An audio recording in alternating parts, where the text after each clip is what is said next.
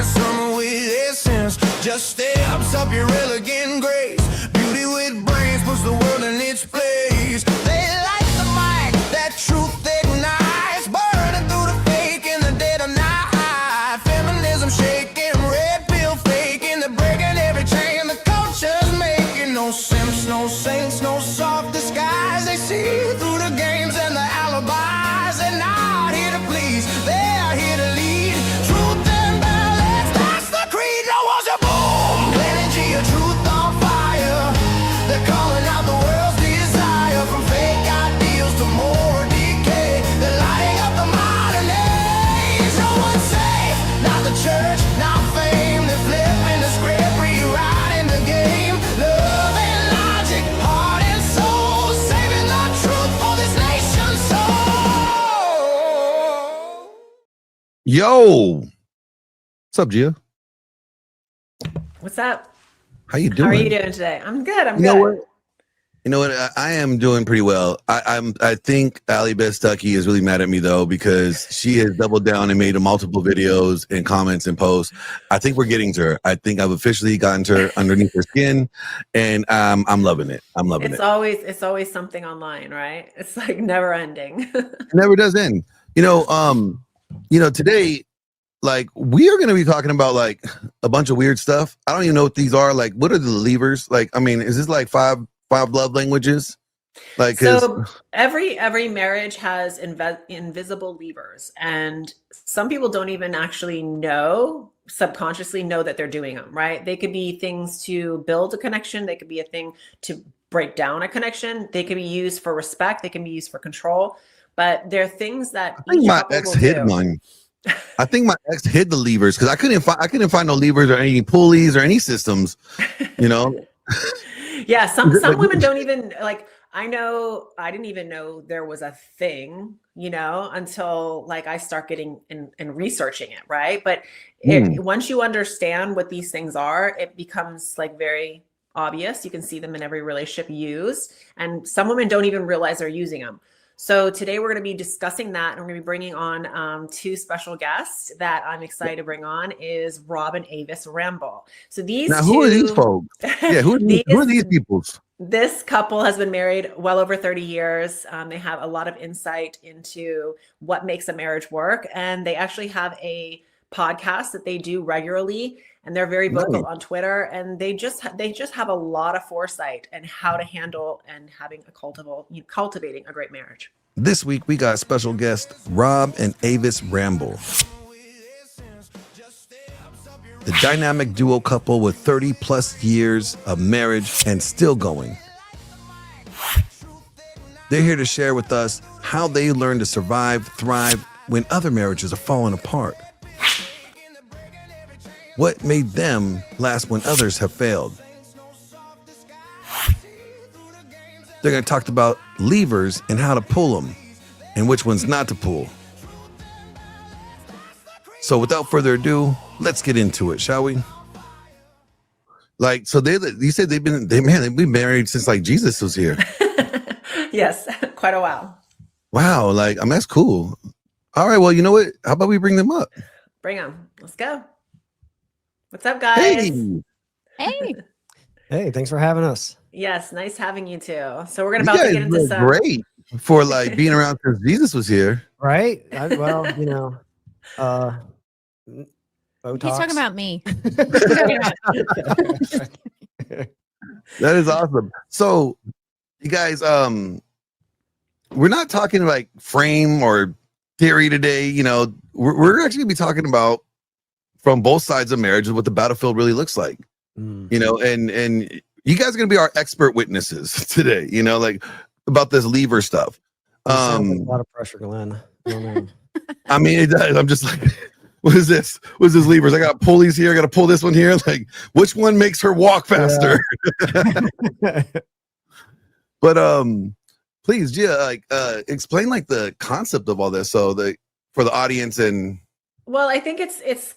I don't know. Correct me if I'm wrong, Avis, Rob. You let me know. But I think it's like it's the difference between having like a really hot, desirable marriage versus like a dull, boring one. Like how you handle treating each other and the little things that you do on a day-to-day basis, even it, I know, I think I've heard this term in other different spheres or groups, but they create little things and how they treat each other to kind of like amp up the attraction in the marriage. Am I right or wrong? Yeah, I think that's pretty accurate. I don't know that I necessarily conceptualize it in the same way. I've always kind of thought about it as just like this wall of levers that are out there to pull, right? And sometimes some of them are becoming uncovered the longer you're in your marriage. You didn't really know there were levers you could pull.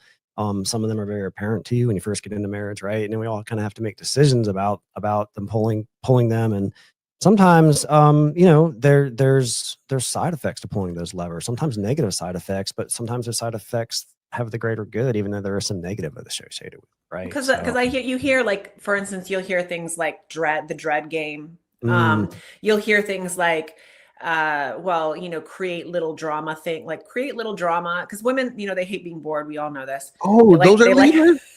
So, they don't call them levers. Okay. But I think we call them tools. We're tools. Right? They're tools in our I think tool they're a belt. form of levers. I really think it comes down to the conception of that, right? It is, it's little emotional things you might say verbally or do or act that changes how she treats you or how he treats you. Oh, so yeah, then I know a whole bunch of levers that tend to piss off women. But they work. Like, have your gym bag at the door. Just leave your gym bag, your go bag, you're ready to go at the door. And then, when she's acting up, don't argue. Go into the gym. What do you think, Rob? Tell me, how do you see them? Give the audience a little overview. Like examples of the levers? No, how do you see them? Yeah, and you can give examples, of course. I mean, I think they're just, gosh, there's so many I can think of. I mean, I think there's dozens, and maybe I don't know how many we'll get into here. Maybe there's hundreds. I don't know. There could be levers out there I don't even know exist, right? But yeah, I think they're just, I don't know. I'm struggling here with how to really best describe. So is the best way to say it, like these are things that you could do to ignite a desired response. It's a good way of putting it. Well, Gia, you said at the beginning, like we want like sexy marriages, right? We want a lot of passion in our marriages, and like when I think about like levers and what I want to pull, it's like if it's working towards that goal, even if it has side effects, it's probably a lever worth pulling, right? And that's kind of how I think about it, and what levers make sense to pull. I think that there's emotional levers, there's sexual levers, there's financial levers, there's social, right? So like there's so many different ways you could do it. Yeah. So it seems like these are actions that you could implement to encourage or correct a response that for a better outcome. So in a way, would we call that manipulation? It can be. I think it can be.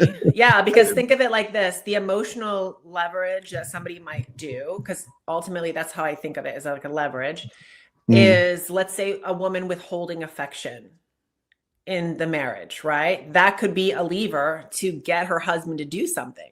Now that is manipulation, and I don't agree with it, right? Yeah. So I would say that's bad manipulation, but is there such a thing as good manipulation? I kind of think that exists. Well, actually, I think manipulation in itself is not bad nor good. It depends on how it's being utilized and who is it affecting and how does it affect them, right? Does it affect them for the negative? Because like I used to tell my kid, look, if you eat all your vegetables, you'll be as big as strong as me. We all know that if he ate all the broccoli in the world, that he was never going to get as big as strong as me. But I wanted him to eat healthy, eat all, get all the, vegetables in, get all the minerals and vitamins in, right? And that would ultimately help his health, right? Overall. Yeah. I was manipulating the fuck out of him, but it was for a good reason. Yeah. So manipulation can be beneficial for the person. It's only bad when it only benefits the person that's manipulating them. Like, I'm going to give you an example, for instance. Okay. Let's say a wife is washing her husband's clothes. And he has told her over and over again, hey, listen, don't do something specific to my clothes because it makes them shrink, right? But she doesn't listen, and she keeps on doing the clothes the way she always does them, okay? And then he comes over for the second or third time, and his shirt has shrunk, okay? and he goes off. He just explodes on her, curses, I've told you. And, she's taking this, whoa, it's just, I took, here I am cleaning your clothes. I get no appreciation. And you're cursing at me. Like, what did I do? But in his mind, what he hears is, you didn't hear me. You didn't listen to me. So I must not matter to you. You don't appreciate me because you're not even looking out for my things. Okay. So he's taken it again and again and again. And now he explodes. Now, she could use this two different ways. She could go two different ways on this. And this to me is a lever, right? She could turn around and say, I'm sorry. I'm going to make a note of it and do better. Not withhold affection. Go over to him, hug him. He would probably calm down. He would probably, say, I'm sorry. I shouldn't have exploded like that, right? Once he calmed down. Or the other way she could go at it is become silent, dismissive, weaponize affection from him for the whole entire day, right? He comes over to her. No, I don't want to touch you. You were mean to me. Okay. And then it just expands and keeps going. So this is where I say levers can be good or bad, and how you react and how you handle it in a conflict. Yeah. Yeah, for sure. So, in the visualization of this, am I picturing I've got like a wall of good levers, and then right behind me I've got a wall of bad levers, and I'm like spinning around. And I'm like, which one am I? You're like the angel and demon on one side. You're like the Glenn, why don't you get into the drama? Because we all know women love like a little bit of drama. They like to break from their monotony, and you always tell husbands what to like create that little drama. Give some illustrations of that. Yeah. So why you got to put me on blast? Tell me out for that. She's like, go ahead, tell us all the drama shit. We need to hear it. We need to hear it. Okay. It's like, okay, guys, like women love drama. Okay. Ladies, I hate to say it, you love drama, and you do. Just don't deny it. You like watching true crime.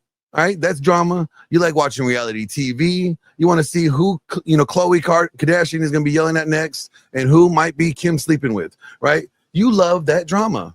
Fellas, we need to be aware of that. So what we need to do is manufacture drama. All right, because if you manufacture the drama, you can control it. Meaning you're just giving her that emotional spike that she needs, and then you can control it and de-escalated it, right? Now, if you can let her have the power to control the drama, well, you're going to be running like a chicken with your head cut off, trying to figure out what the hell's going on. So what you do is like, just manufacture a little bit of drama. It'll be simple as like this. You could be going to the laundry. The laundry's not done right. Your shirt shrink. You go there, hold the shirt. What is this? Just throw the shirt away. Just go throw the shirt away. I'm going to the gym. Walk out. Just walk out. Don't even say anything. You've already said it to her. She already knows. She already knows that she done messed up. This is the third time you told her. That was your favorite shirt. It was your SpongeBob shirt, limited edition, and she just ruined it, right? And she already knows. She's like, oh my gosh, I can't believe I did it again, right? And that right there is enough manufactured drama. You're not even really mad about it. Maybe you are, maybe you're not. And you just go to the gym, you go handle your business, you go buy your favorite shirt again, and then you come back, and then right there, her not knowing where you're gone, what you're doing, that's enough drama for her. She'll be like, that hits that. And then you come back, you know what? I'm sorry, got a little frustrated. I'm tired of repeating myself. I got my new shirt though. You're not washing this one. Keep your hands away from this one. And then you manufactured the drama. You controlled it, you escalated it, and then you de-escalated it. But it was enough for her to get that spike that she needs naturally. So that's a way, it's a lever. Mm-hmm. I guess. Now, what about you guys? Can you guys give an example of something that would be similar? Manufacture drama? Just something that maybe is a lever. Yeah, sure. But can I ask Glenn real quick first? So does this also apply if your wife turns your clothes pink? Oh, yes. If she accidentally puts a little bit of bleach in your red shirts, and it's now pink or fuchsia. Yeah, or wash your whites with something red. Yeah. Yeah. Okay. Yep. Like your wife beaters are all pink beaters. Yeah. Yeah. Okay. And you look like you might be like standing up for breast cancer awareness month year round. Yeah. Yeah. So you're asking for another potential lever that's not just drama. Something else. Basically, something emotional, and within the emotional levers. An emotional lever. Okay. Mm-hmm. Don't tell any of the ones that you use. Okay, don't want you to get in trouble. Don't give away Yeah, the we've been game. married a long time. I mean, it's probably gonna be hard to talk about something I haven't used. An emotional lever. Yeah, I don't know if this is gonna apply, but I'm gonna go with it because it's one I talk about a lot, and I think it's super important. I've made no secret on X that I hold standards for Avis, right? And I don't apologize for that. I don't think there's anything wrong with that. I think it's actually healthy Nothing for me to wrong. do that and healthy for her. That's emotional for sure. But for her, that's where I was kind of going. Maybe it fits. For her, it can be emotional, right? Because if I look at her and I say, I mean, you look pretty good, but you looked a little better last week, right? Like it's kind of like it's just a way of kind of saying to her without being mean about it, right? And just saying like, hey, like, we've got commitment and standard to each other, and it is something that I expect you to keep up with. And then she has to respond to that, and it's got a little drama to That it. is. No, that is. Yeah. That Yeah. is exactly what that is. Like you're like, hey, there is a weight limit to ride this ride, and you might be exceeding it. You can't ride the ride. Absolutely. People are amazed when I tell them Rob can see a pound on me. It is true. Yeah. So hey, with you, is that when you grab out your Kanye West workout plan and you get in the living room and you get 1 and 2 and 3? No. I mean, working out is part of our daily life. But, sometimes you get a little lax in the kitchen. So that's when you got to like reel in People those don't realize that's like where 90% of the problem is. It's not so much the lack of activity, because a lot of people are really active throughout the day, especially if you're, married and you have kids. You're constantly running around, so it's not so much the lack of, exercise or activity. It is the lack of, discipline in the kitchen. Yeah. I mean, everybody in this room knows muscle comes from the gym, fat comes from the kitchen. Yep. So when it comes to levers, it's like, the levers that you will need when you're newlywed isn't going to be the same levers you're going to need when you have like 3 kids and a mortgage then, right? I'm gonna say that most levers stem from male and female sexual dynamics, like how, like even from the beginning when they're dating, there's always a little bit of like war of like who's in control there, right? Like women will test men to see if the man is in control by giving little shit tests. And she'll see if you come out on top, right? So there's always kind of that dynamic. I think if these levers start to go away, like even after the dating phase into the marriage phase, if they go away, then you have to really ask yourself, did the attraction die? Did the desire die? Because there's always going to be a little bit of that. And it should be there, but it should be harnessed for good. Well, because I'm wondering, like, so if you're single and you have no kids, you guys are dating or you're just newlyweds, right? Those levers are going to be different than the levers you're going to have when you have kids, because the dynamics change. So it's almost like, as your relationship grows, maturity grows, maybe do the levers change? Like you graduate from those. Yeah, it can. But I mean, let me ask you like this one, the sexual leverage or the sexual lever, that never changes. It doesn't change from the dating and it doesn't change from the marriage. True. Like she can use intimacy, or he could use intimacy as a way to like weaponize getting stuff done, which is why I think I harp on that, because it's done so often. It's like the number one lever that people tend to use. Yeah. Well, then I think that there are consistent principle levers that are foundational that don't change. And that would be like the intimacy one.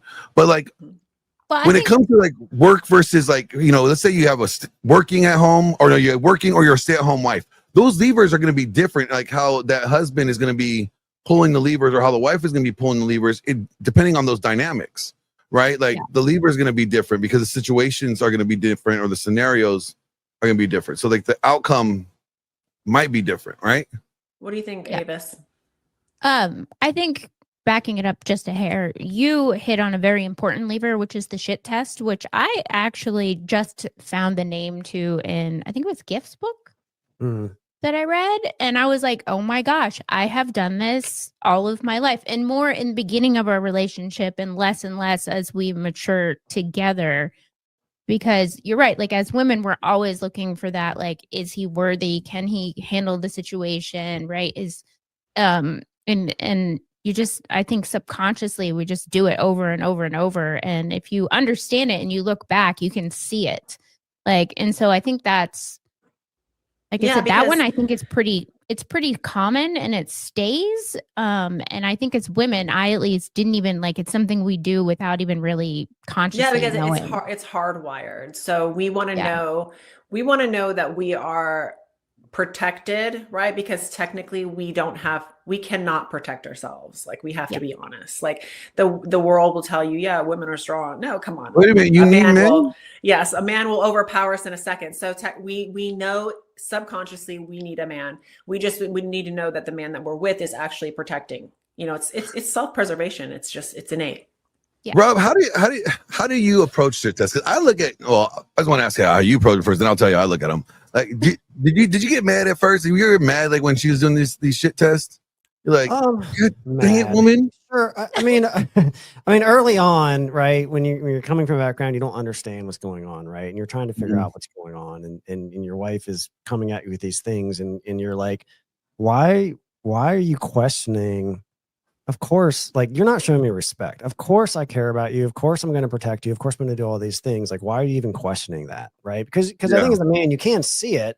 You recognize something's going on. You recognize that she's in some way doubting you or questioning you. But if you don't really understand at, kind of the biological hardwired level is what you were talking about, Gia, like of why she's doing it, I think it can be very confusing for a husband, right? Oh, I agree. Now, like I'm at the point because I'm learning the game, right? I'm like, ooh, fitness test. I like it. I like proving my value. Let me show you what I can do. Like that's the mindset I think the guys need to have. They need to stop having this like, oh my God, here you go. She's shit testing me again. No, it's like, oh, she's testing my abilities. She wants to see how great I am. Let me remind her why I am the guy and no one else is. Let me remind her why she's with me. Let me just show you how. You don't even have to remind her. But no, it's like it's an opportunity. Like hers is a shit test is an opportunity to you to prove yourself again, to remind her of how great you are, why she chose you, why she's with you than anybody else. And to me, that's great. Like I love competition. I love the ability or the opportunity because that's what I look at. It's an opportunity for me to prove my worth. And you should have no problem proving your worth. It's almost like saying, pull out the receipts. Oh, you want me to see my receipts? Here we go. Let me show you why I'm the man. That's a mindset I think guys need to have when it comes to these shit tests, because then it's like a game. It's not like, oh, you'll have to prove her. No, it's a game now. I could play this game and I win. Let me ask just a follow-up question. I'm going to put you on the spot, Gia, and ask you a question. How is a shit test different from chore play? Ooh. So to me, a chore play is like rewarding somebody for doing an act. And a shit test is just basically a competence test. It's like to see, like, are you on top of this? Have you already thought in your mind what you're going to do? So like, that's why I say men don't always have to respond to the shit test. It's depending on what it is. Okay. If she's questioning whether you are preventative in the future, it can be easily squashed by saying, I got this, woman, enough said, and then walk away. Okay. Let her know that you're on top of it. You know where she's coming from. Now, if it's something that, to me, when you do chore play, it's, hey, do the dishes and then you'll get a reward. It's different. One is just a competency. They just want to know if you know where she is mentally. She's not giving, there's no reward afterward. It's just to find out. I don't know. I mean, am I wrong by saying that? I don't think so. I think where my mind was going as we were talking through it is this kind of, and this is just a new thought I'm having now, right? It's coming out in real time. But are you being rewarded with her respect in a way? Is she putting I think respect is earned, though. I think respect is earned. It's like something that is like, if she already decided to marry you, she already checked that. Like she's already looking, can you do this? And I think what happens in a marriage is sometimes men make mistakes because they're human, and then automatically she pulls that away. And she's like, you have to rebuild it again, whatever that may be, whatever mistake that was. Yeah. I think, it can just be a momentary lapse of, oh my God, clarity. Life is so serious. Like, do you have me? So for the audience, if they're not really sure what chore play is, I got a video here perfectly queued up for it. Here we go. If you ever feel like you have to negotiate sex with your wife, then you need to install some dread. Don't compromise. Don't negotiate sex. You should never have to negotiate sex. Dead ass serious. Because let me tell you something. All right, from a biblical standpoint, it says in like 1 Corinthians 7, I think 15 or 17, something like that. It says that you are not to basically withhold each other from each other. Withhold yourselves from each other. Okay, like your body, ladies, are not yours. They're your husbands, and husbands, your bodies are not yours. They're your wives. And the Bible said the only time that you are allowed to deny them is if you guys both agree that you guys take that time for prayer. All right. And I guarantee you, and the sad thing is, here's the fucking sad thing, is that this chore play stuff is being taught by the church. It's being taught by not just like these ladies, not just Kristen Bell, but the church and all these other places. And I'm like, where do you guys going with that? Where is that biblical? Where does it say thou shalt sweep and get some ass? Thou shalt do the dishes and fold the clothes and get some head? Nowhere does it say that. Okay. It says that you are not supposed to deny each other for one reason, for the main reason. For why? Because when you deny somebody and they have this desire, then you're going to cause them to sin. Not necessarily cause them to sin, but you could open that doorway for they could have an affair, get into pornography, all the things you ladies don't want your husband to do. If you want him to avoid him from fucking his secretary, well, make sure your ass is available for him to fuck. And you should fuck him like it's the last time you ever going to fuck him, because every time matters. Because once you start making it feel like it's a chore for you, we're not going to go to you for it. We're going to go elsewhere.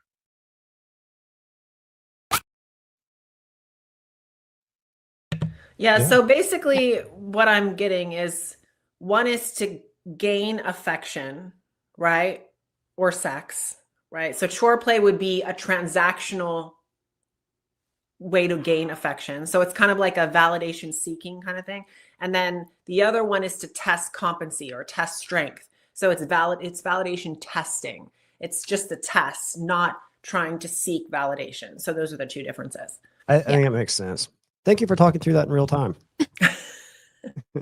But it also, the testing is very much subconscious. Like it is. And I think it's actually, the testing is for the relationship's benefit. The chore play is a transaction, a quid pro quo, right? So the chore play or the shit testing, really it's for, because the way I look at it, she loves you, right? She loves you enough, but she wants to test whether or not you're competent enough, because if she wants to see if you fail with her on a shit test, the people out in the world, they don't love you like she does, and they don't care about you. So if you can't even pass her tests, how does she know that you're going to be competent enough to pass the test that's in the world and not cave? Does that make sense? So it's like, a fitness test is a way, like, I hate to say it's like iron sharpening iron in a way, but it's almost a way like for you to stay on your game. Are you on point? Don't get lax here. It's a way, in a weird way, it's her trying to help you out. Yeah. Yeah. And we don't look at it that way. Yeah. No, that's I think too, like, the more mature we get, the more we can head that off, because like we were at an event and you were there as my husband. It was an event for me, but like the way that you showed up and the way that you interacted with my friends and stuff like that, like I was like, okay, yeah. Like that sort of just reinforces all of the good things that I think about you. And it, like, every time something like that happens, it's always, like, focus on the positives, not the negatives. When you present so many positives, that the negatives just sort of fall away. Like the shit testing, like, doesn't need to happen. You're saying that's why I encourage. Yeah, that's all I heard, Rob. All I heard was she said that you are just perfect. That's what she said. Yeah. That's why I encourage men to shit test women, because women are never going to stop shit testing. It is what it is. Like, yeah. So men should shit test. They should do it, and constantly. See, the men's shit test, that's not really the shit test. We that's the drama. That's the shit test. Okay. You think about it, when we play those little emotional spikes and stuff, we throw them in the manufactured drama. That's a shit test. How are you going to behave? How are you going to react? Like, So I like. Oh, go ahead. Sorry. He did get lots of rewards. People told him he looked very handsome. And by people, I mean a lot of my beautiful friends. Which also gave you lots of rewards, because you were seeing how wanted your husband was by other women, which validates you. That's a she's like, oh, yes, lever pulled. And Rob's like, pull the lever. So the next one I want to get into is the financial lever, because this one is like a top Ooh. priority for women, right? Whenever you ask a woman, like, what are the qualities you look for in a husband? Like I always ask women this, and that's like the top one. Like he has to be a good provider, right? Because self-preservation, again, self-preservation. Good topic. So Yeah. can you tell me an example of how this is used in a marriage, or in a, doesn't even have to be a marriage, a relationship? Well, let me ask. So I mean, I could just talk about from kind of our POV. I mean, one of the things that like we were evaluating as a newly married couple, and especially when it came time, Avis, we started having kids, and she got pregnant. Like, are you going to have your wife work or not? Because that plays into what you're getting into here, right? Because we just got to be realistic that like not every husband is it's hard for families to get by these days, right? Even in dual income families, stuff's expensive, it's hard to do, and it's going to be a struggle for most families without both spouses working, right? So what are you going to do about that? Are you going to send your wife to work? Because that's one of these levers we talk about, that pulling it has some negative consequences. Yep. And so it's consequences. Thank you. It has some negative consequences to it, but the positive is maybe you're more financially stable as a family. So what do you do? This is one of those things that I think you got to think about before you even getting married, right? Like you want to tip the scale in your favor, because as a man, you're going to go in there taking a lot of the risk. And this is something I really tell guys, think about prior to. Don't rush into this, because finances tends to be one of the number one reasons, or historically it's been the number one reasons why people got divorced, right? So it's like, if the reality is only 18% of couples, married or unmarried, could live off of one income in America. That's the reality of it. The majority of families are dual income. And whether that is because they live beyond their means, or they're not minimalists and they're trying to keep up with the Joneses or whatever, or maybe it's because where they're living, California, anywhere on the coast, is going to be expensive on either coast. So, knowing that it's going to take both people working as an income, what I saw Thor did, and this is my mentor before he passed, he made his wife work for him, and they created a business. Yeah. And he had a t-shirt business. Like he was a lineman. So he had all these custom lineman t-shirts that he made. He drew, and his wife was managing the business. Her job was to ship out the orders, take the orders, promote the orders, sell, promo. She did all that from home. He helped create a business for her to keep her working, so that they got that supplemental income without her having to leave the house. So there's ways to set it up to where it's like, okay, we need a dual income, but I would rather her be home with the kids. How do we do this? Well, you make it to where she can stay home and work for you, and it works out. But I don't think a lot of couples could do that or think about that. Well, so and it's like, it's not, not everybody necessarily is going to have a great business idea that's going to enable them to do that either. And not everybody has they don't want to be an entrepreneur. So I think that's important too. Like, an entrepreneurial mind is somebody who is comfortable working all the time. Like the reason why people want to do 9 to 5s is because they want to shut off time. They don't want to be working all the time. People who have to own their own business, there is no shut off time. You're always working. Very true. So I say, there's not a lot of men that want that. And I think that's important for women to not push that, because every woman thinks that her man needs to be an entrepreneur, right? Oh, he needs to own his own. No, some men that's not their thing, and that's okay. Yeah. So, right? But here's the thing about this though, because if it's mine and Rob's job, as the men, to be the protector and the provider, right? And we're just going to go to the very basics of providing resources. We're not going to go to all the other things that we provide, but just say the resources, for the house and everything. How is it that you guys are able to maintain respect, or how can men expect their wives to maintain respect for them if we go, hey, babe, I'm going to need you to go out there and get a job. I know I'm supposed to be a provider, but I need you to pick up my slack, and then, what I can't do, and then still get home and make dinner in time because I'm going to be hungry and I expect the dishes to be done. Like, how is that? The kids and go to the gym. Yeah, how is that realistic? It's but not I don't realistic. think that I don't think men do that though. I think what we're having a lifestyle, like a lifestyle expectation today that is not sustainable with most jobs. Like, we have to look at what is the what I think it's like over 80% of people, what they make like 36,000 annually. It's not like the average income for males is about 55,000 a year. that's high. That's high. I think it was like That's 36 the the average. last time I checked. You might be thinking about single men, but I mean the average total for men is like 55,000. For women, it's about 50 or 47,000. So from what I understand is if men are making, let's just go to the middle point, 40,000 a year. Okay. If you really look at it, what women want and expect in a lifestyle takes a lot more, right? Yeah. So it's just not, especially when they, even I've looked at some girls' finances and even their hair, makeup, and beauty alone was like 90,000 a year. Like that's for real. Some of these women are living like that. So what I'm trying to say is like, you can't expect, a man's not going to say, oh, I want you to go and get a job, but he is going to say, I can't take care of this. Like we got to simplify our life. And that means her going backwards. And then this is what women don't, they do not do well going backwards. All right. So they've gotten used to a certain lifestyle. As of the second quarter of 2025, the average weekly earning for men was $1,330 to an estimate. So the average 52 weeks, this is before tax. Okay. And so the approximate average earning before tax is $69,160.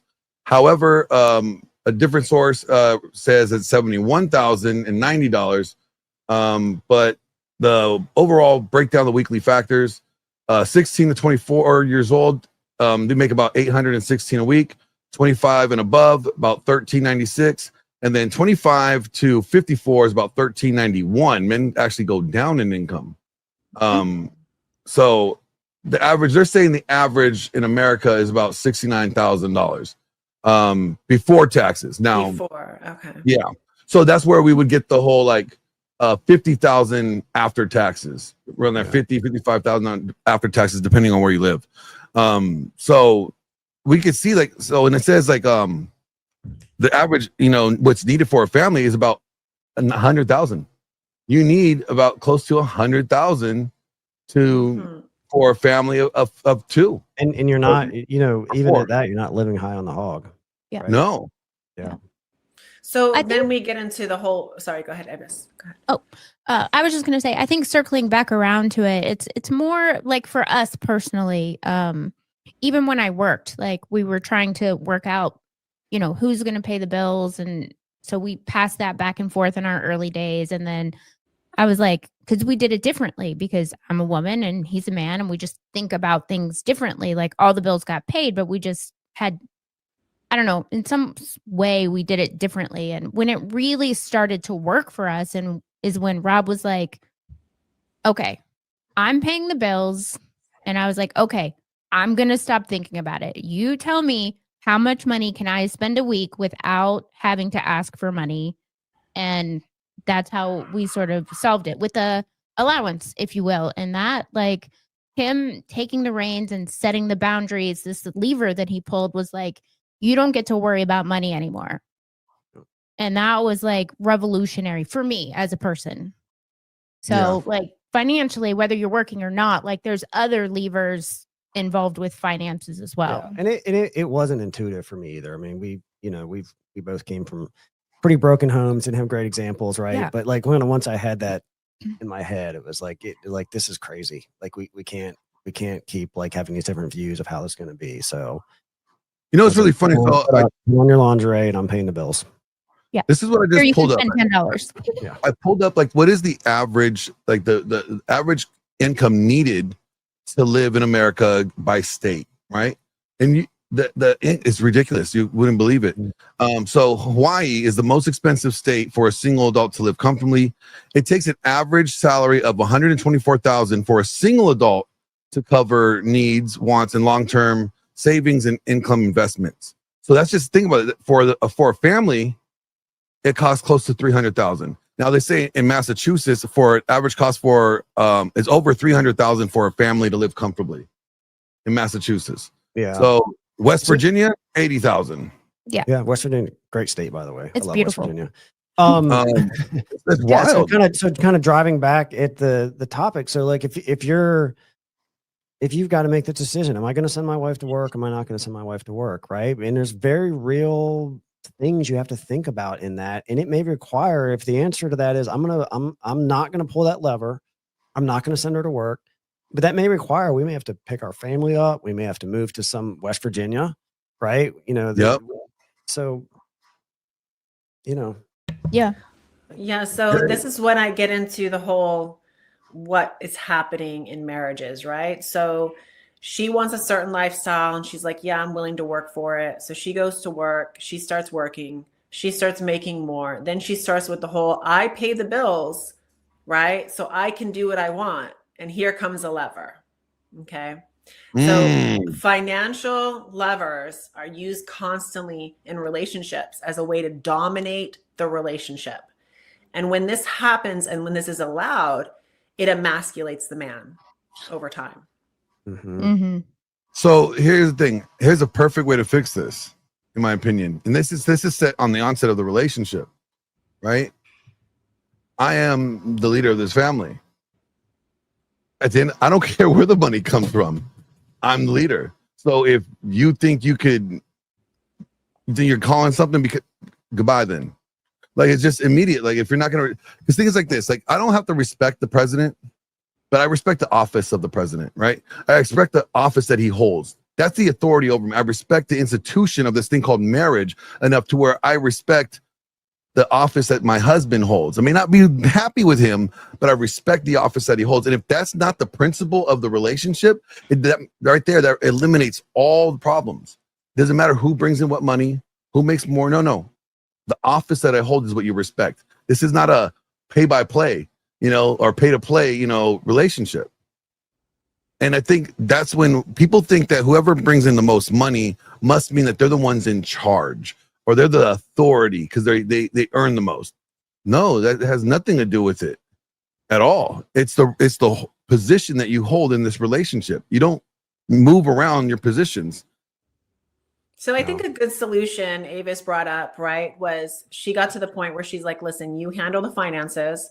Just let me know what the budget is. And she basically, again, she is following her husband, which I think she's showing, a good balanced role there as a wife or a husband, right? I think that's a really good point, because if we want to wonder what's the solution to this, especially if two people have to work, what is the solution to this? And I think it's remaining within our roles, right?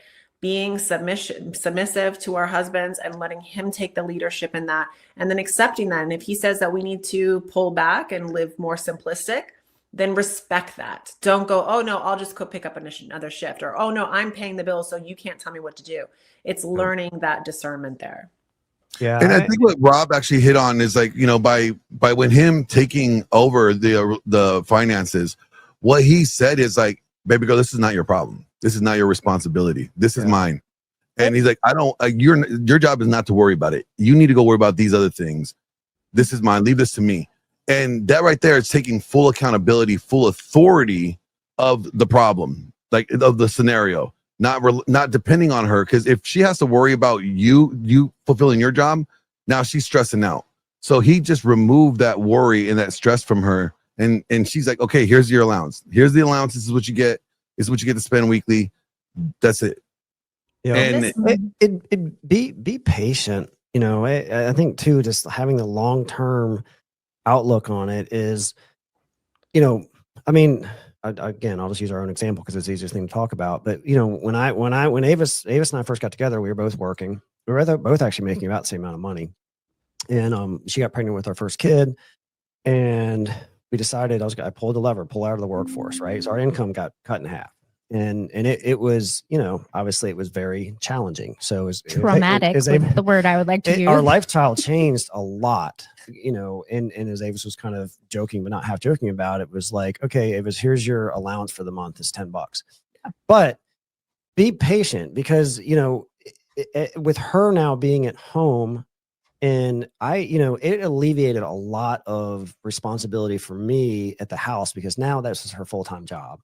And I was able to go out and start killing it in the workforce and, do all these things. And so after a number of years of this, her allowance went from $10 to, $100 to $1,000 to, well, I'll keep that to myself. But like it exponentially grew, right? Because I was able to kind of get out there. So I think that's something couples really should think in mind too, is also be thinking long term. Like, well, what is I tell all women all the time, you can have it all, but not all right now. That's exactly what I'm trying to tell them.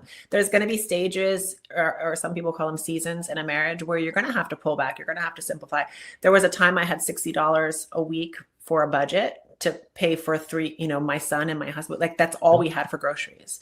So I had to budget that, and now I don't even need to look at price tags anymore, but you have to go through those stages. And I think it's important for women to really understand their role, that you don't need to go do more, because you doing more is just going to make you more overwhelmed, more resentful of your husband. It's going to put you in that whole, like, I'm paying bills, so I'm the dominant one now. It just throws the whole, that's what we're having. What's like, when you think about Allie, right? Allie Beth, what's going on right now? Like, that's one of the reasons why men were so upset. You are a mother with young children, and you're out here on a stage lecturing men. Why aren't you home with your kids? Why isn't your husband in that role? Why isn't he the one talking to men?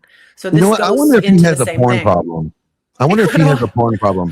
Like, I'm wondering if like this is like her, really talking to him, but really like trying to talk to all men at the same time, but she's really talking to him. Like, what they call that, social therapy.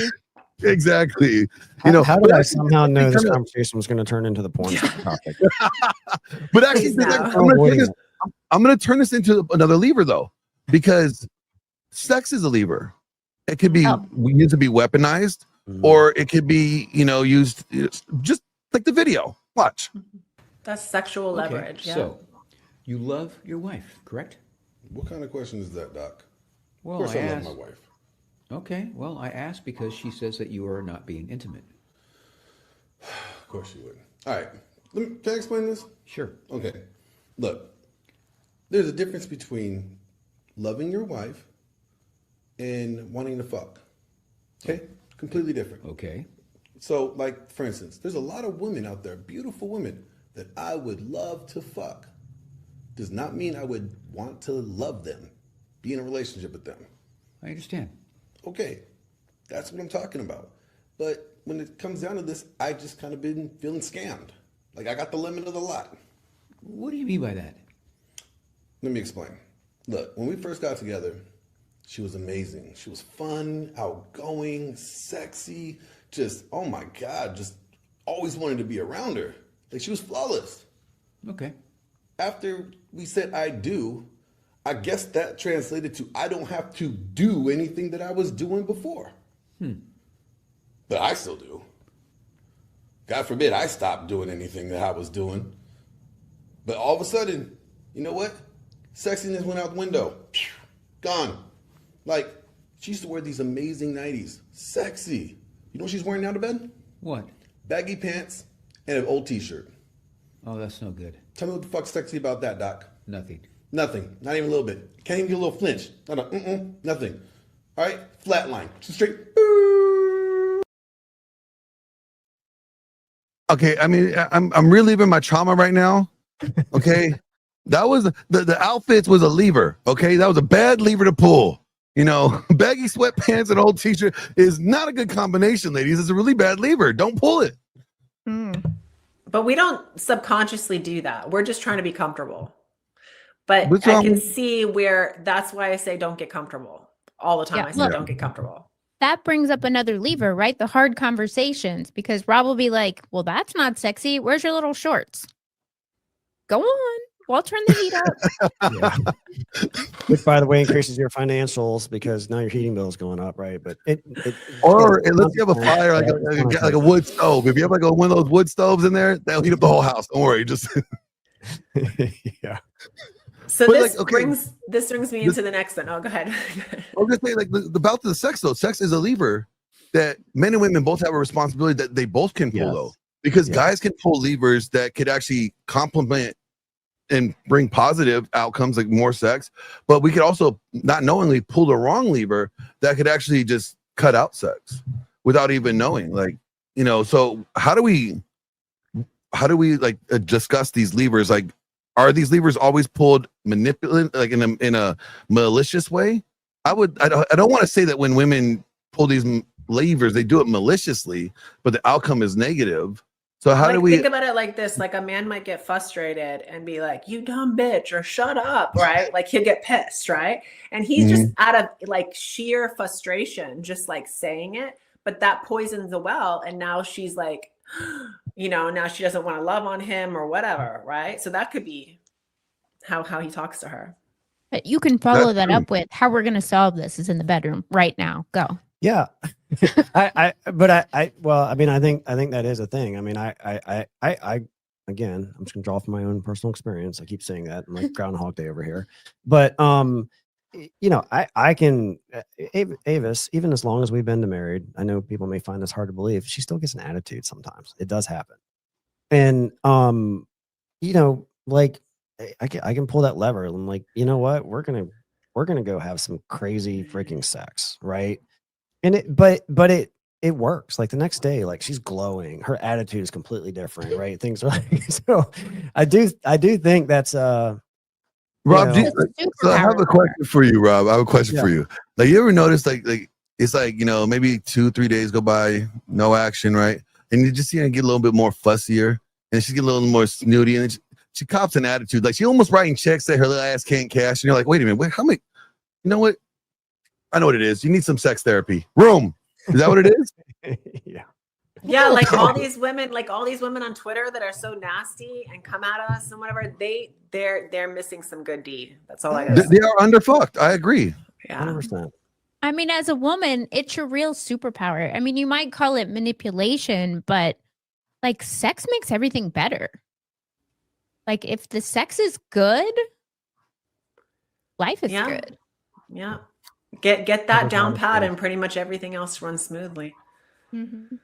So the levers, what do you think the levers that women need to avoid pulling and that they need to be pulling to maintain that long term? I mean, you guys, both of you two, both couples here, not couples, but you guys and Gia and you and your husband, you guys been married for like forever. Like the combination, like older than each, you guys are old. Your marriages are old. You get like old folks, like 1990, 50 something. You guys are old. Like turn of the century marriages. Like how do you pull? Which levers do you pull? What have you learned throughout the course of your relationship? Which levers have pulled to avoid sexual drought? Like which ones have you learned? I'll let you guys go.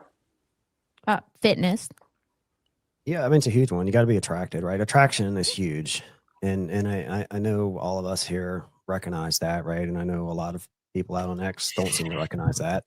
But it's a huge one. You have to keep attraction high. It matters. And if you want to insulate your marriage, you need to be paying attention to it. Yeah. And that's a two-sided coin for women. If you're keeping your body up, you're going to feel better naked in front of a mirror alone in a room, which means you're going to feel better naked in front of your husband. Gio, do you have any advice? Like, what lever did you? I always talk about this. I always talk about sexual leverage because that's really what women have. That's what they have. That's like their main tool. So don't weaponize affection. I don't care how mad he makes you. I don't care what's going on. Do not weaponize affection. Still go over to him, hug him, do your wifely duties. Still make his meal, serve him his meal, do what you need to do in the house. Don't do this whole revenge thing. Keep up with your responsibilities. Let it go. And I say, husbands, always grab ass. Like, just grab her throughout the day. Just constantly reminder, flirt with her, send her a text message. I was thinking about your little ass when you're getting out of the shower. Something throughout the day. Constantly keep that thought going. Because if you stop doing that and you get so consumed with work or consumed with life, and you stop pouring into that, when you're ready, when you want it, it's going to be so much harder for her to get into that mood, that mindset. Glenn, we can do this too, right? This is okay. That's true. Oh my God, that's degenerate. Don't do that. That's degenerate. Oh my God. I've been objectified. Yes, please. Objectify your wife. No, fellas, objectify your wife. Your porn brain, Rob. Your porn brain. Rob, they always see that coming though when they come from the front. But if you smack them in the ass, they don't never know when it's coming. It just It's true. That's how you create that emotional spike too. You remember that? So I want to get into the next two because these are like huge. One is the social levers, because this one is I would say is a big one now in our modern day because of social media. So since social media came on, people can go and they can virtue signal their relationships online to either disrespect or to sway the opinion of their mate or the public. So let's say they're having an argument with their husband. Instead of handling it with their husband, they go online and they go, what do you guys think if my husband or my wife did this? So literally they want the opinions of strangers instead of handling it at home where it should be. Oh yeah, I hate that when I see that. And that's One a of my- big one. Yeah. One of my biggest wins, a friend called, I answer it on speaker, and then she says to me, I'm going to need you to start complaining about Rob because I'm here to complain about my husband. And Rob was in the room and I was like, I told you, I do not complain to you about you to my friends. And I think that's huge. Yeah, they do it in house. I do never talk poorly about your spouse, not in public, not in private, not always be the united front, and especially with your kids. 100. Now, do you guys believe that you need to have like a confidant, like somebody you could go to? Maybe you guys are having, you know, issues that you can't sort between yourselves, like a mentor. Like I tell guys, like, look, you need to have a mentor because maybe a mentor could actually open your eyes and show you what you can't see. Maybe you are seeing something and you think it's wrong, and it may not be what you're seeing. You might not be seeing something, you know, incorrectly. You know, I'm a mentor. I'm a mentor too. That's why I have couples come to me, you know, or single people, they come to me and they ask me because I'm a non-biased. I don't have any, I'm not swayed in any which way. But if you take it to somebody very personal, like your family, they will have a biased opinion. Yeah. Yeah. So I agree with what you're saying. Don't take it to like your peoples, but definitely have someone that, you know, a mentor, somebody you could go to that is non-biased, or that just, you know, has remember when you guys get married and you have like everybody there at their wedding? Like these people are supposed to be, you know, there to help support that marriage, right? You know, I would say hypothetically be like the best man would be like somebody like a mentor, right? That's the guy that you go to, like, look, man, I'm going through it. Can you help me? Am I wrong here? And like kind of help you navigate this troubled time, or maybe help you problem solve this issue so that you guys have the best outcome. I think that's important. But no, I don't think you go to your girlfriends or like you go hang out with your buddies and be like, man, this bitch, let me tell you what she did today. Like, I don't think you should do that ever, but you should have a confidant, somebody that you could, it's like a confessional. Like who do you think that is, Glenn? And the reason I'm asking is because I think it's getting harder and harder because so many couples relationships are such shit. And like, who are those people? Because there's not a lot of them out there. There really isn't. And it's like, so like for me, like Thor was a great mentor. I could go to Thor for pretty much about anything and he would help me troubleshoot it. And he would walk me through it. He would play devil's advocate and he would get in my head and he would piss me the fuck off. But he would expose the things that I'm not seeing. He'll show me my shortcomings in doing it. And the only thing that he had is my best interest at heart. So it's very few. And that's why I said you want to have somebody that's seasoned, someone that's been there, and that you see that you see their relationship is what you would like maybe your relationship to get to. So Rob, you, sir, are actually a mentor that you just didn't know that you're a mentor yet, but you are a mentor. And I would, guys that are watching this, go to Rob. Okay. He's a mentor. There you go. It's like, but the guys that have the successful and happy relationships, when you see they have their home in order, that's somebody that's a mentor worthy. Now, you have to create that relationship with that mentor so that they could be your mentor. But you know, what I was kind of trying to pick at was, you know, because I think some people would say go to your pastor, go to your church. No, I wouldn't say that. I know I wouldn't say that either. but I think people hear that advice a lot, and I don't actually know it's the best advice in the world. No, and that's why I say you want your mentor to have the relationship that reflects. They have a relationship that you want yours to look like. You want yours to be somewhere near there. You know, you want the family dynamic to look. You want to have that reflection. You're like, man, I want something like that. I want our relationship to get to that level. You know, and that's who you want, right? And I know, like they say, go to your pastor. I would love for we could say yes, go to your pastor. But you know what? I'll be honest with you. Pastors are not equipped to deal with the problems today. They're not. They live and most of them live in this whole servant leader model anyways. And that's detrimental. So I Let wouldn't me advise guys to go to pastors. this is perfect because it goes straight into the next lever. It goes into there's such thing as a moral lever, or ethical lever, right? And it's basically what religion is starting to become, right? So women will go, hey, let's take it to the pastor, and then they'll use guilt, manipulation, or religion, shame onto the husband to have him back down from what he knows he needs to do. And they'll be like, well, let her handle this when he knows what need to be done. So what does he do? He backs off, he gets emasculated. So it's like, it's a way to kind of do the whole, like, you're a good husband if you follow her, or servant leader. I think You know what? Oh, go before ahead. you Go ahead, even David. start reaching out to mentors, you need to, like, I mean, we preach have the hard conversations. Like, if I can't say it to Rob, I shouldn't be saying it to somebody else. So, like, if I'm having an issue here, and that's kind of the beauty of the maturity of our relationship, is that there's nothing out of bounds for us to say to one another. Like, if you're feeling it, you should be able to say it out loud, let the other person hear it. Sure, sometimes that's hard to hear or hard to say, but that's how relationships just grow, mature, and really are fruitful. Yeah, and I think, just kind of adding to that, you know, at times, like if Avis was to come to me and say, you know, throw up whatever it is, right, that needs to be said, you know, and maybe 9% of the time I've got an answer, right, I've got a response, I've got a thing. But you know, I think also as like the spouse being aware and is self-aware enough to say sometimes, you know, I'm not really the best person to answer this question, right? Go talk to this person or that person. But I think what Avis is getting at is like taking it to your spouse first when you're in a good marriage, in a good place, right? Is a good move.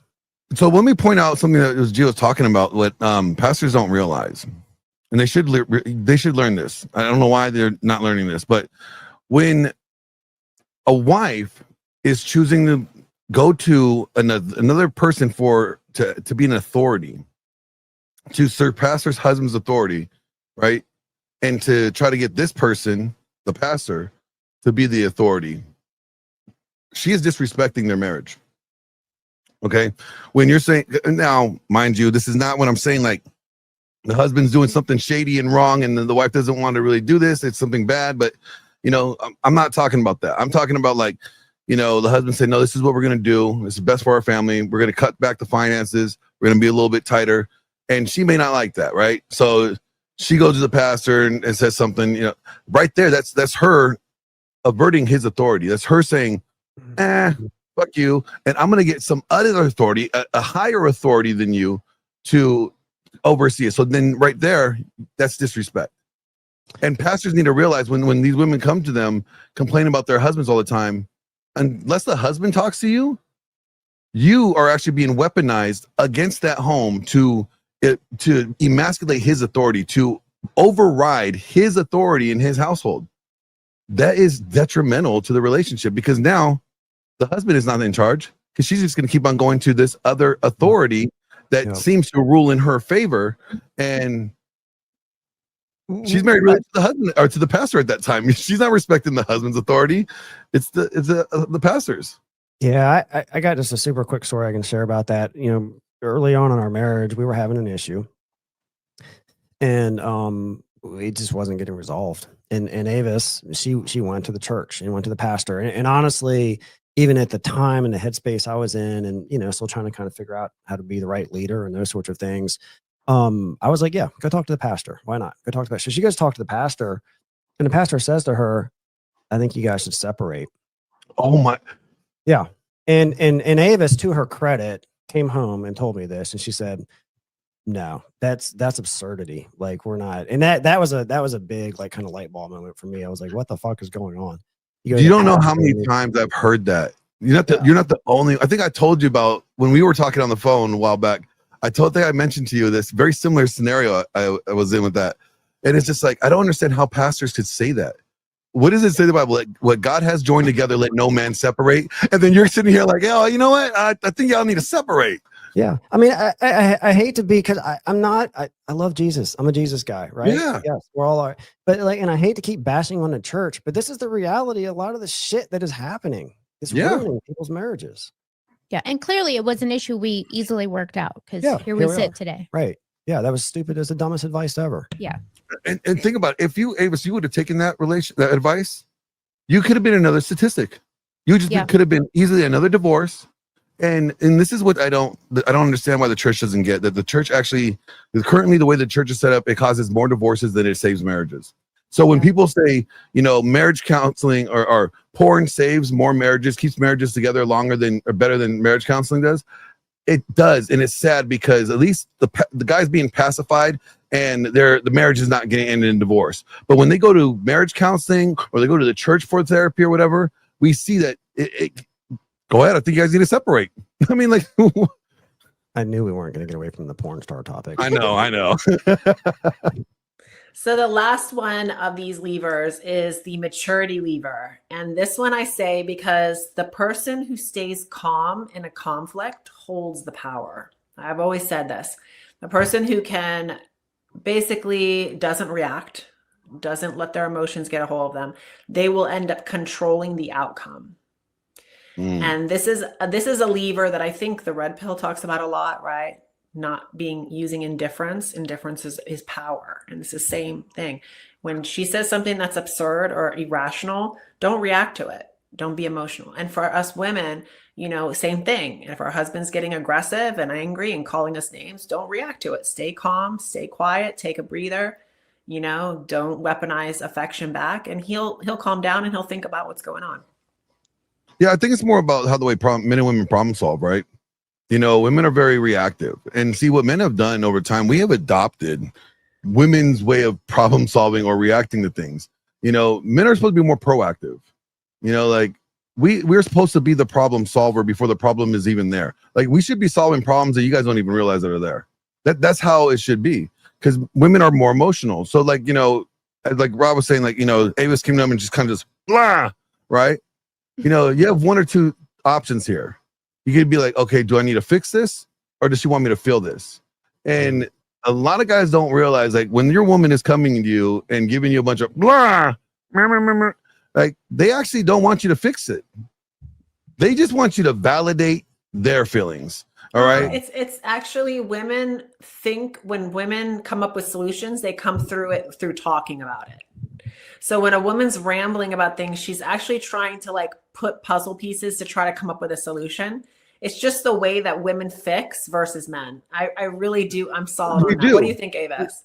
We are different in that. We are different, but men are more linear. We're like, here's problem. I need solution. I execute solution. Like if I go to Rob, I'm like, yo, Rob, I'm having a hard time, man. I'm having this problem right here. He's not going to ask me, how does that make you feel? He's going to be like, here's a solution for your problem, right? Yeah. Give this a shot. Implement this. See if this works, right? Like that is very linear. Women want to know, they have a problem.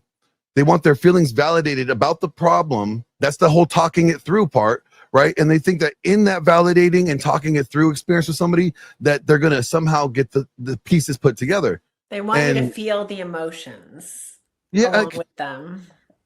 And see, you know, that's what guys been doing these days that are very negative, because they're responding to problems that women respond to them.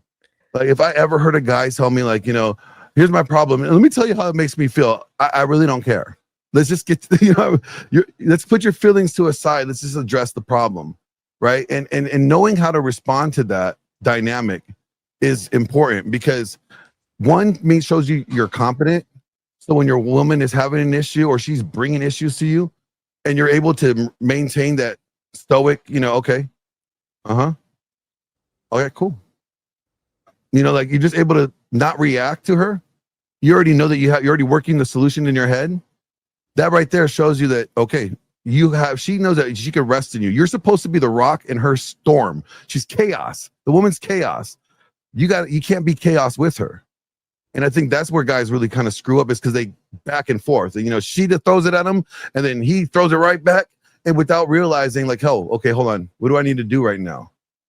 You know, the reactive. So Rob, when you sent me a DM and you were like, you really wanted to get into the levers conversation, was this also to do with the hormones and how women have a different surge of hormones through the month? Like Ooh. how Dorm. So all right. So G is reading in my mind here right now, and she's like, in Rob in his recent history, when he's like, Avis comes and throws up at him, and she's like, I'm like, this perimenopause thing is driving me insane. My hormones are insane, and this is one of these situations where Rob is like, I am not the best person to talk to about this.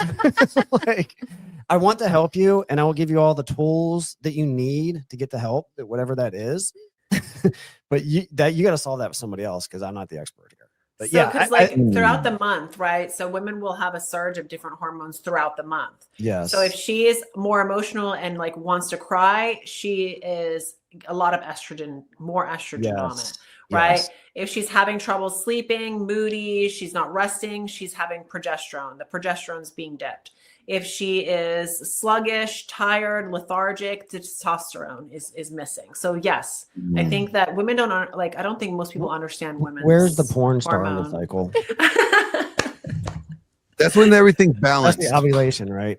Yes. That's when everything's Yes, balanced. that's you know the what? testosterone spike. But hold on, Gia, but guys go through the same thing too, especially over 30, and they don't even realize it. Like male Kinda. hormones are guys that are like are having low T issues, they start declining. It's a slow drop, right? But they don't realize that their hormones need to be regulated too. So women's hormones are important, but just as important as male hormones, knowing that balance, making sure you have good hormonal balance and you get your levels checked is important. Yeah. So True. Gee, I think what you were asking me is like, maybe this is where we were going, is there are, in the longer you've been with a woman, you will kind of recognize this cycle, right? And there are things, and this may fall into the manipulation category, right? Maybe healthy manipulation. There will definitely be things that I will address with Avis that I know she's going to be more receptive to it at certain times of the month versus different times of the month, right? And just, so being aware of the hormones. Now, right now, just this was true up until a certain point in our life, and now Avis is this perimenopause phase and looks kind of more like this on a daily basis, right? Getting a little harder to figure out. But is that kind of where you're going? No, I just wanted to make sure that we covered everything, like, because I know that yeah, you were. I mean, you I really think it's an wanted to important get into topic, this. and again, I'm not the expert here, right? But I think that we need to, as women, at least I'm speaking for myself, I don't allow that to affect my actions. So I'm not over here going, oh, because I'm, XYZ in the middle of the month, I'm allowed to act this way. No, it's just not acceptable. Like I move not how I feel. Like I'm not going and doing things on a day-to-day basis according to how I feel. I'm doing them because I know they got to get done. I'm like, suck it up, buttercup, and get it done. So that's just how I move. Yeah. I mean, I get all my stuff done, but the daily difference might be, am I smiling today or am I just doing it today? Yeah. So like, how do you approach that, Rob? Like when you notice like, ooh, she's a little emotional today. You like, How do you you just give her a chocolate bar or something? No, we don't do that in this marriage. We take some of her food away. No. Yeah. I mean, I think I just, like maybe there's some very like deep topic we need to talk about, right? Maybe there's something going on in our marriage and it's important, and I know it's going to be emotional, right? I know it's going to get emotional, and I just know, not because it's not because I want her to be receptive to it, right? And I just know there are certain times in the month in that cycle when she's going to be more level-headed in having that conversation than she will be in other times of the month. So if there's something that we need to discuss, I may just push the pause button on that for a week, right? Yeah, that's just using good discernment, right? Like knowing, like, okay, this is not the right time to bring this up. Let me bring this up, and it may not even need to bring it up later because it might even correct itself in that window of like waiting, right? So honestly, once Rob kind of clued into my hormonal cycle and started playing that manipulation, our relationship got better because, I mean, I'm very affected by my hormones. I'm surprised that Gia said she can keep hers so level. Like it definitely affects my mood and my attitude and how I'm going to react to something. And if he waits 3 days, I'm not going to have a crying fit. Yeah. You know, I'm going to be like, okay, yeah, that's hard to hear. I hear your side of it. This is how I see it. And then, you know, we'll have a rational conversation versus emotionally led.